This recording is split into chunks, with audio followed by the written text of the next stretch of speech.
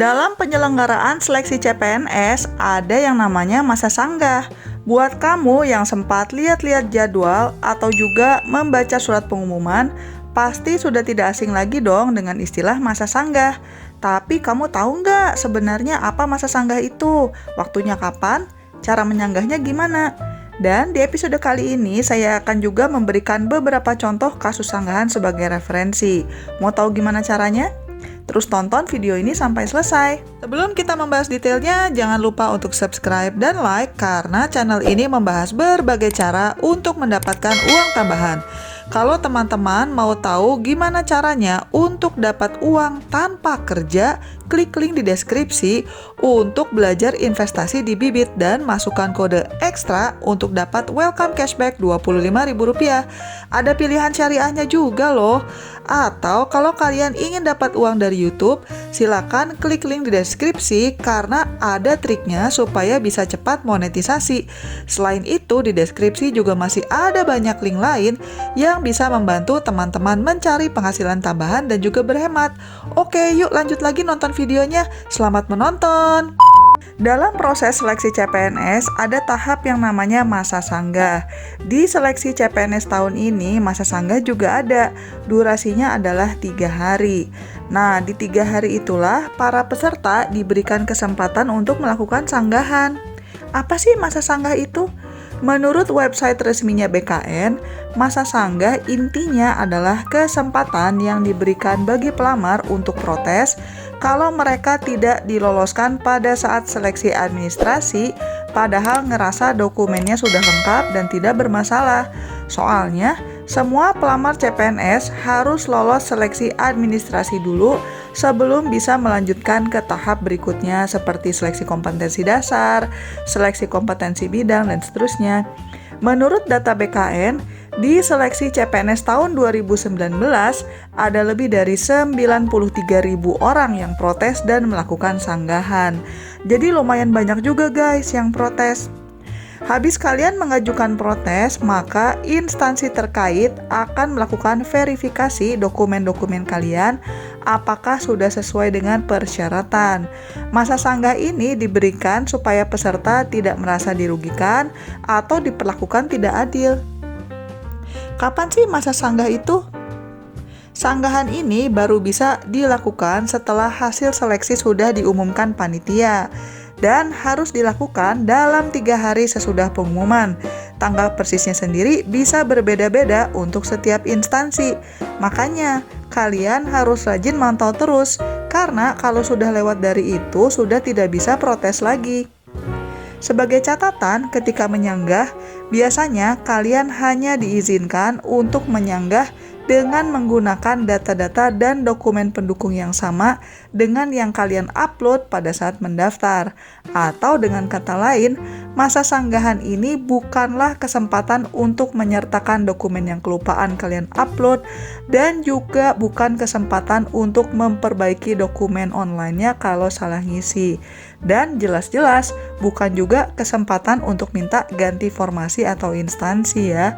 Ini bukan sekedar kata Mimin ya, berikut adalah pernyataan dari Ibu Diah Eka Palupi yang merupakan humasnya BKN. Perbaikan atau penambahan dokumen itu tidak bisa lagi, karena kalau sudah kelupaan upload, maka akan terlihat kolom dokumennya kosong di sistemnya BKN dan tidak bisa didiskusikan atau didebat lagi.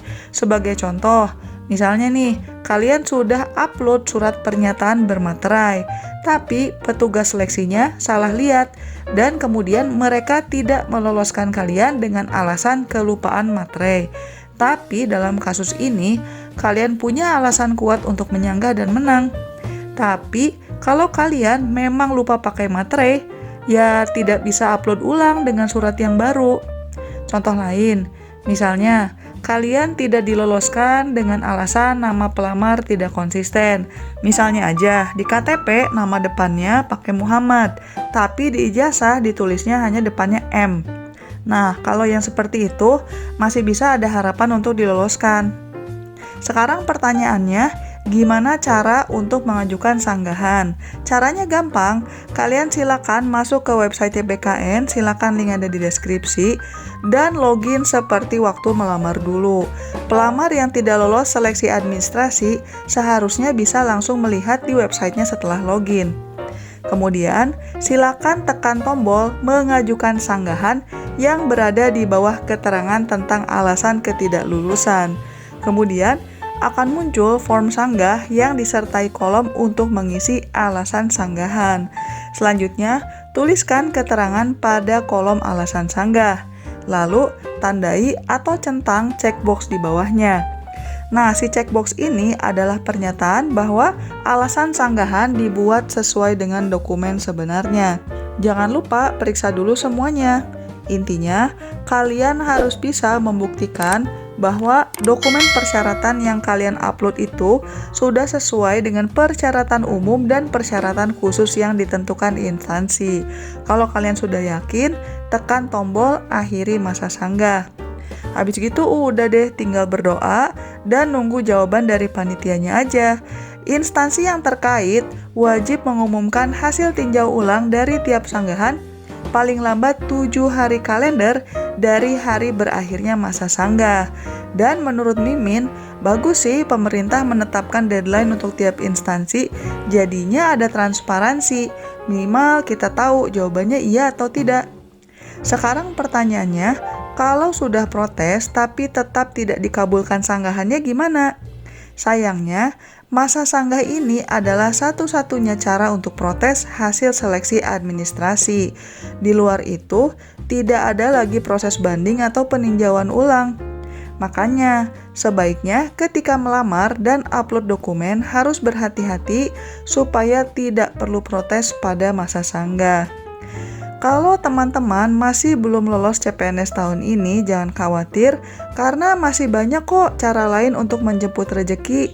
Karena ada lumayan banyak cara-cara menghasilkan uang dengan modal terbatas atau bahkan tanpa modal sama sekali.